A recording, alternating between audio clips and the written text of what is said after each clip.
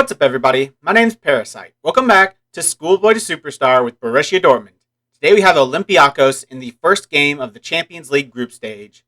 Our group is Olympiacos, Dynamo Zagreb, and Barcelona. So we've got a tough match in there against Barcelona. It's going to be tough to get the 1 seed, but we did it last year. I think we can do it this year. Barcelona at the start of the save are a relatively old team, so I don't know who they've currently got. I don't know who they brought in, but I'm sure they're still talented. So I still think we can pull this off. I still think we can get the 1 seed, but it's going to be as tough as it was last year. The entire Champions League journey is going to be as tough as it was last year. Last year was crazy tough. This year's going to be just the same. As you can see by the league table, the Bundesliga has gone pretty well for us so far. 4 games in, 12 points from 12, and a plus 14 goal difference. Most of that from 1 game. And we've been out some very key players. We had 3 really major injuries in the offseason. I'll go over those first. The 2 main injuries were Jadon Sancho and Erling Haaland. Jadon Sancho tore his hamstring, so he missed about 2 to 3 months.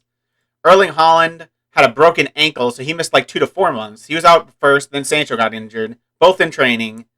So we've been without them for every game so far. They came back for the last game, and they came off the bench, played about 30 minutes each. So, it says they're ready for 45 minutes of action. So, I might play them in the second half if we need them on the pitch. I might give them a little bit less than 45 minutes just to kind of help get their sharpness back up. I'm not ready to throw them in as starters, even though they're really good. But our strikers in Turkey have been playing well, so I don't see a reason to force it if I don't want them to get injured again. Our other injury, who is still out, is Imrae Chan. He got injured in the Super Cup, and he's out with a hip injury for 2 months. He's got about a month left, 11 days to 5 weeks. So, he's obviously not a key starter for us, but he's a very key bench player, so that's a loss. We've got plenty of players that can take a spot. Alcaraz has come in and played really well, so that's good to see. I think we're going to be okay, but yeah, a couple unfortunate injuries. Haaland's, his physicals have gone down a little bit. He's not quite as good, and you see his physicals are down. So he's not quite as good physically this year as he was the past couple years. Hopefully he can get that back, though. He's still young. Same for Jadon Sancho. His physicals have gone down a little bit. Other than that, he looks about the same as he was. But again, he's also pretty young, 24 years old. So he could get those physicals back. I did put them on general rehab and everything like that. So hopefully they'll be all right. But in terms of the competition, since I last saw you, friendlies went really well. Didn't concede a single goal through all 6 of our friendlies. We played against Thailand in our group training camp. So these are the 2 Thai teams we played. So those are pretty comfortable, but the rest of the results were pretty good too. Our win against Arsenal 4-0, that's a good result. In terms of the Super Cups and the DFB Pokal, those all went well too. Only conceded 1 goal. First we played Hertha, who won the DFB Pokal last year. Beat them 3-0. Nnamdi Khan's getting a brace and Rafael Guerrero getting a goal. Then in between the 2, we played Ham, which is a great name team. That's just perfect. I love Ham. That's a great name. We beat them 10-0. Tim Sebastian Massoff-Bader getting a hat-trick. My guy you might not really recognize. We bought him a couple years ago. He's developed really well. He's looking pretty good. He might get some first-team games. So I like him. And then in the other Super Cup, the UEFA Super Cup against the Europa League winners, Chelsea, we won 3-1. Pretty comfortable victory. We were 3-0 up in the first half. They scored a late goal, just a consolation. Was all it was. So that felt pretty good. That was the game where Imrae Chan got hurt. So then, at the start of the Bundesliga, we started off with a 2-1 victory over Freiburg. Not the most convincing. It was 1-1 in the 40th minute. But Bellingham scored in the second half to give us the win. Again, we weren't great, but we won the game. That's what's most important. But then we really played well against Hoffenheim, who are a good team. They were top 10 last year. So they're a decent team, but we were at home, and we smashed them 8-0. And a certain player had 7 goals. His name is Youssoufa Moukoko. 7 goals in a single game, which is a Bundesliga record, a club record, obviously. The most I think I've ever had in a competitive game by a single player. It was just unreal. Look, he scored 2 goals in the 87th minute. He scored 6 of his 7 goals in the second half. We were only 1-0 up in the first half, and then Moukoko went crazy. Rana got a goal, then Moukoko just started scoring for fun. 59th, 62nd, 75th, 85th, 87th, 87th. He's crazy. It was ridiculous. I've never seen anything like it. Then played Stuttgart and weren't quite as impressive. A 2-0 victory. Morissette actually coming in. It took us a while to get a goal. 73rd minute, Zakaria Morissette came on for Sebastian Gomez because Caio Jorge had gotten injured. So Gomez had to start. Morissette on the bench, came in and scored a goal. So that was good. Nico in the 92nd minute, putting it beyond doubt. Not the most convincing coming out of an 8-0, but a win's a win's a win. We then played Mainz, who are newly promoted, but they're doing well so far. They were like third in the Bundesliga at this point. So I think they'd won all three of their games. Beat them 4-1. Pretty convincing. Mukoko getting another brace. Cherki getting a goal. Caio coming back and getting a goal. Pretty good victory there. So next we have Olympiacos. We actually have a really tough run in. Olympiacos, Leipzig, Bayern, Barcelona, Leverkusen. Rivalry match against Schalke. Then gets a little bit easier. Dynamo Zagreb. But Gladbach and Augsburg are still good teams. So are Wolfsburg. So this is just a really tough month and a half, 2 months that we have to go through. So yeah, it's going to test us, but I think we're going to be all right. Olympiacos is the game today. Before we get into that, we had, over the offseason, we had the Euros and Copa America went through. So let's look at the results of those. I've seen the results. They're pretty interesting. Go to the Euros. How do I find Euros? UEFA European Championship. Yeah. So in the Euros, go to stages. Oh, it's not going to let us show it? Current season. There we go. Previous season, 2024. So if we go to all the groups, Germany, Austria, and France go through their group. That's a pretty tough group in itself. Sweden, Slovenia, and Croatia over Ukraine. England and Holland, Turkey go out. Portugal, Switzerland, Wales, Norway go out. So Holland, I think he got injured partway through this. Yeah, it wasn't a training injury. It was in this international match with Norway. I think he got injured partway through their international games, and so they really fell off without him. Spain, Italy, Poland, Iceland going out, too bad. And Belgium, Serbia, with Ireland and Bosnia and Herzegovina going out. So that's the group stage. In the second round, Holland beat Germany, which is a pretty big result. Austria beat Slovenia. France destroyed Sweden. England beat Poland. Italy beat Switzerland. Croatia beat Belgium in extra time.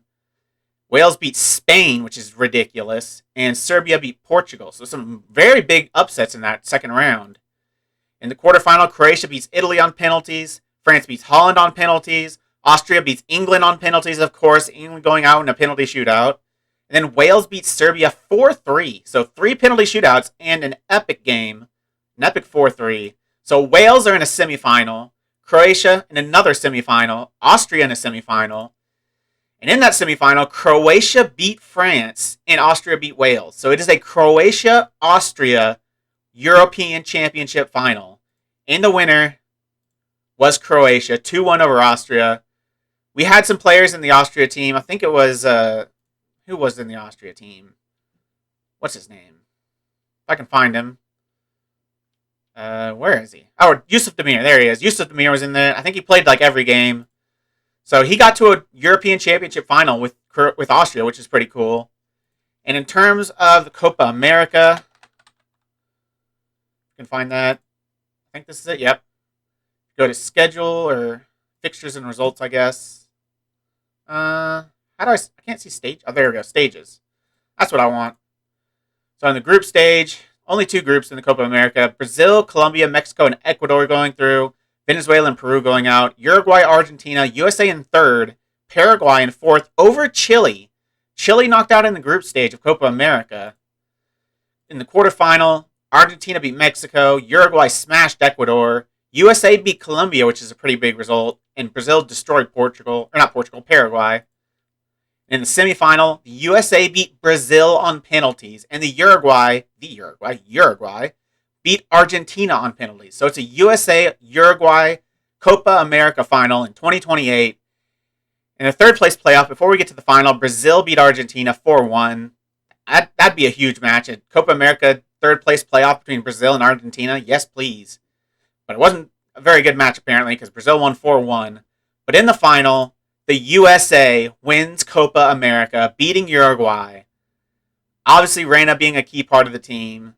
Really cool. I think he's probably was like their man of the match, because if he's as good as he was with us, with the United States national team, he's going to be their best player. Pulisic's great, but Reyna's on another level. Actually, De La Fuente gets man of the match in the final. He's actually been really good in this tournament as well. He's like the top goal scorer in the tournament, even though he's more of a winger. He's 12 finishing, but really fast. He's developed a lot in this save at Hoffenheim currently. But Reyna played well too. playing in that attacking midfielder role. Obviously, I don't understand why every single time the USA plays, they play this formation, which doesn't include their, at this point, second best player in Christian Pulisic. He's just not involved in the team at all. There he is, on the bench, didn't even come in. He doesn't see any games because he doesn't fit this formation at all. I don't know why they're so determined to play this. Obviously, it worked, but I feel like you should be playing your second best player. Maybe McKinney's the second best, but Pulisic's up there. It's Reina, McKinney, Pulisic for the best players at the club, or at the national team. So that's just crazy to me. So those are the two results that went down. So next we have Olympiacos. Let's get into the match for it, get into the team for it. Van de Voort has been our starting goalkeeper all season so far. Nets, Papetti, Collins, Calafiori, starting back line. Camavinga, Bellingham, Reina. Cherki comes in at right wing, so I don't feel like I need to risk Sancho right now. And again, Kyle Jorge comes in for Holland. They'll both get some game time, because I need to get them up to match sharpness so they can start starting games. But Moukoko can probably carry this team by himself. He's so ridiculous. Him and Reina can just single-handedly win us this game. They're so good. Cherki even playing really well, too. So that's a pretty nice consolation, because we've really struggled getting good results out of Yusuf Demir. Fortunately, Cherki stepped up and been a really good player. So he's really helped this team. But let's get into this match against Olympiacos. See if we're going to win our first Champions League match of the season.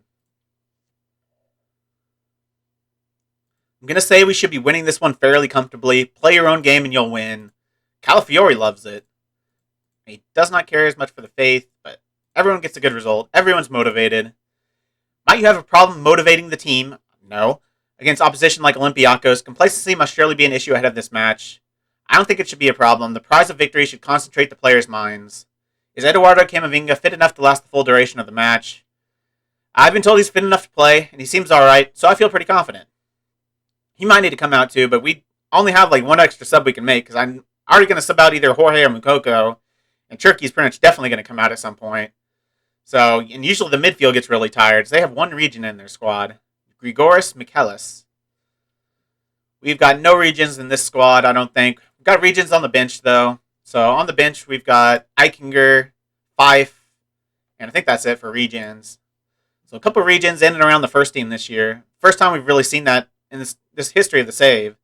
So, that's really cool. As Caio Jorge has an open goal to shoot at, but he puts it just wide.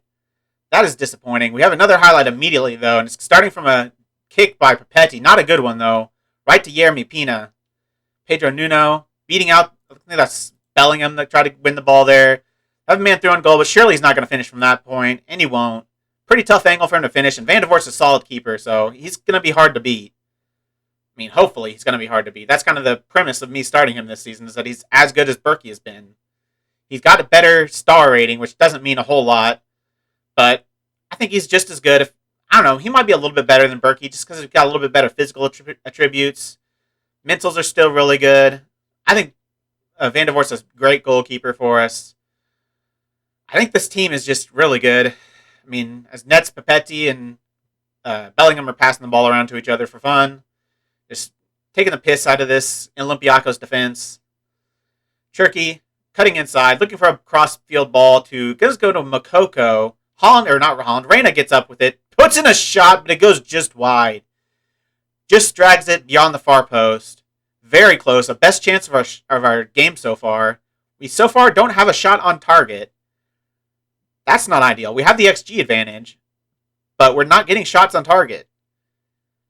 I mean, it's looking to the point right now where it's going to immediately be a substitution for Erling Haaland coming on for Caio Jorge, because he hasn't done anything this game except miss a really good opportunity.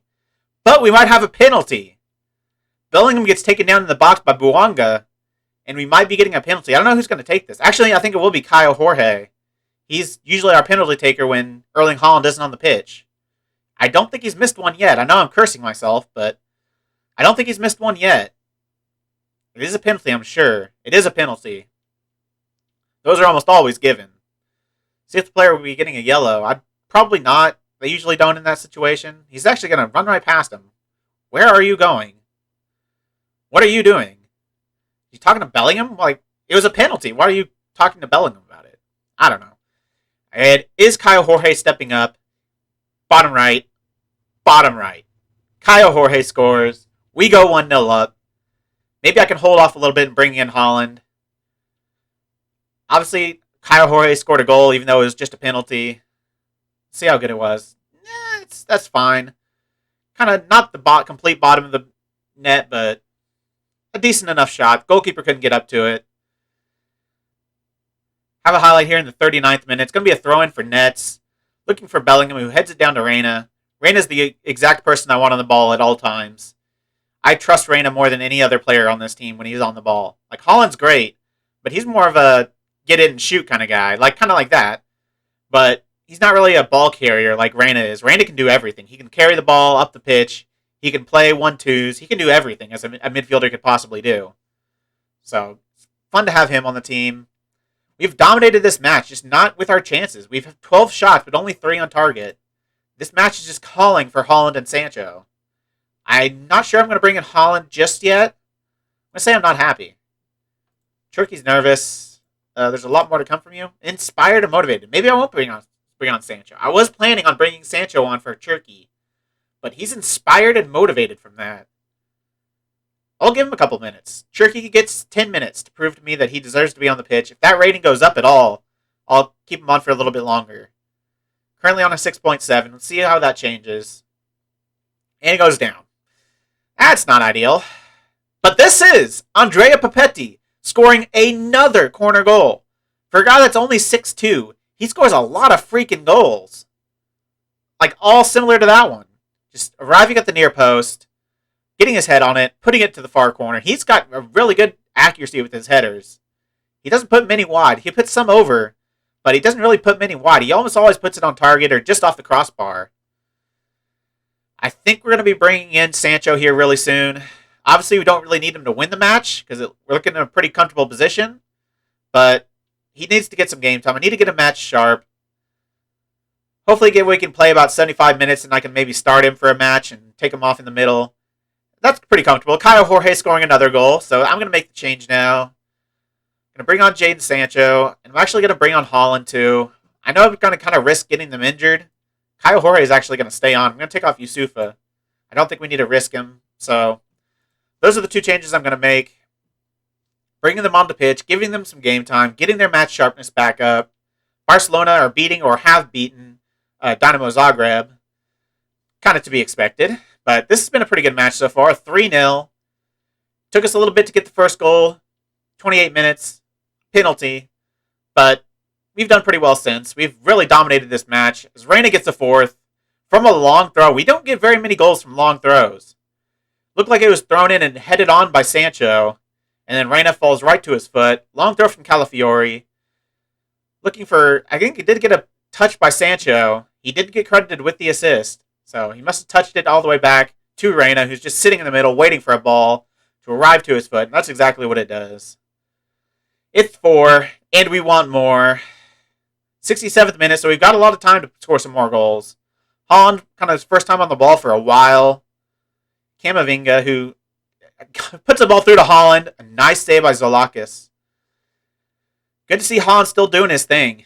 Getting in great positions. I mean, that's a fine shot from that angle. That's a tough angle to score from. So just getting it on target is better than we've been doing for most of this match. We've really turned it on here in the second half, getting our shots on target, scoring goals. But that's not ever going to find his way to Kyle Jorge. They're going to clear it out for a throw-in. Reyna's tired. I'll probably bring him off here soon. See who else gets tired. Because Reyna's the best player on the pitch right now. Followed quickly by Kyle Jorge. Bellingham's tired. Camavinga's on a yellow. 80th minute, time to make a sub. I think it's going to be Reyna. This match is won. He's probably the most valuable player that's not Sancho or Haaland left on the pitch. So I'm going to take him off. Bring on Nico. Oh, not Thomas Eichinger. Bring on Nico. He's a fine backup. I'm really happy with Nico. I'm so happy we signed him. Pretty cheap, too, if I remember correctly. From Barcelona. So he'll get to face his former club when we play them in not very long. About a week's time, I think. We play them at home, I believe, the first leg. Or is it away from home? I'm not actually positive. A great game from Kyle Jorge. One of the goals was a penalty, but he scored another one from open play. Papetti getting a goal. Reyna getting a goal. Comfortable victory. Dominated the XG. Dominated the chances. Finally got quite a few shots on target. We had like a third or a fourth of our shots on target in the first half. To end up with a half of our shots on target. It's pretty good. We did really well in the second half. You can see by the XG. The XG graph definitely showing we performed really well. Good win, boys. Well done. I'm not going to get too excited because it was a pretty bad start to the game. But as long as you play that well against a team like Olympiacos, you're going to get a good result. Looks like the Zagreb game was a 3-0 by Barcelona. Sander Berg and Ilyax Mariba scoring the goals. They had a sending off in the 13th minute, though. Dynamo Zagreb's never coming back from that. You're down a man against Barcelona, away from home, for almost the entire game. Yeah, I'm surprised it wasn't more. We actually got the better result against probably a better team. Rain on form. Barcelona want him, but they're only willing to offer like $100 million. I don't think I will sell Reyna or Camavinga or Holland or Sancho for any price. I think they're completely untouchable. They're some of the best young players in the world, and no matter how much money you give me, it's not worth it. Especially because the whole point of the save is to win a Champions League with them. If I sell them, I'm not going to win the Champions League. They're our most key players, so I need to keep them. Fortunately, I've kept them relatively happy. They're all in long-term deals. If we look at some of our key players, Erling Haaland till 2027, so 3 more years. Sancho, 2027. Reyna, 2027. So I'll need to get deals with them soon. Camavinga, 2029, so he's set. Defenders, Nets, 2029. Petty, 2028. Namdi, 2027. Same for Calafiore. So next year, we'll probably be doing a lot of new contracts, if there is a next year. But for now, we've got a lot of our best players tied down to the club for at least 3 more years. So I'm happy. Team's playing well. Everything's going well. In terms of when we'll come back, I think we'll come back for this second Dynamo Zagreb game. The Barcelona game is at home coming up. So I think we'll come back for the second Dynamo Zagreb. I thought about just going all the way to the second Barcelona match, but I want to show a little bit more games than that. I mean, I think 3 Champions League group stage games, considering how spread out they are, is pretty decent. Such a long way to go all the way to the Barcelona match, too. It'd be hard to record all that in a night, so I think I'll go to this Dynamo Zagreb. We'll play that on camera and go from there. Hopefully, well, not hopefully, probably this Barcelona match will determine who wins the group, so I'm definitely going to show that one. But I'll come back for Dynamo Zagreb. That's going to be the end of the episode. If you made it this far, why don't you like the video, subscribe, and click the bell. The links to all my socials are also in the description. I really appreciate all your support. Thank you all for joining me, and I'll see you next time.